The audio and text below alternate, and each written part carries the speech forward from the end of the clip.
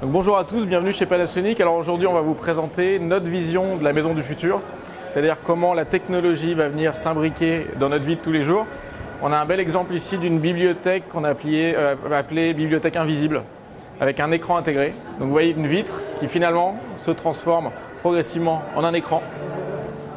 Donc imaginez un écran transparent, Full HD, technologie OLED, qui ensuite vous pouvez totalement le déplacer. Donc c'est une vraie vitre sur laquelle on a appliqué un écran de télévision. Derrière ces applications d'écran transparent, on peut les appliquer notamment sur des caves à vin. C'est un exemple. Typiquement une cave à vin comme celle-ci, je vais pouvoir l'allumer, mais au-delà de l'allumage, je vais pouvoir ensuite gérer avec un écran toutes les informations qui sont affichées directement. Donc 3 compartiments avec des températures, des taux d'humidité différents. Je vais pouvoir aussi découvrir ce qu'il y a à l'intérieur de cette cave à vin, c'est-à-dire en termes de bouteilles, quelle est la liste de bouteilles dont je dispose, avec toutes les caractéristiques pour chacune. Et chose intéressante, on va me soumettre des recettes adaptées à cette bouteille. Donc là par exemple, j'ai la possibilité de faire soit des légumes ou un risotto aux champignons.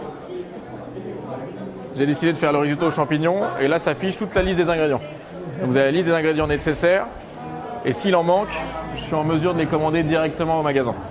Alors ce qui est intéressant, c'est que maintenant toutes les machines qui sont là, plaque à induction, four, savent que je vais faire une recette de risotto. Donc le four va se mettre à la bonne température, les plaques pareil, s'adapter automatiquement. Je n'ai pas à jouer avec le thermostat, on s'adapte automatiquement à la température. Imaginez donc ce plan de travail en granit, je vais pouvoir le transformer en plaque à induction directement. Donc la technologie est déjà embarquée et donc vous voyez, je peux très bien l'utiliser en plaque à induction directement. Donc c'est à la fois un plan de travail et une plaque à induction. J'ai une autre possibilité. Donc imaginez une table de séjour avec vos convives, vous arrivez avec votre plat, vous le posez sur des petits capteurs qui sont disposés sur la table et vous allez pouvoir les maintenir au chaud directement avec cette cloche via un système de micro-ondes. C'est le même système qu'un micro-ondes traditionnel et vous allez maintenir au chaud vos aliments.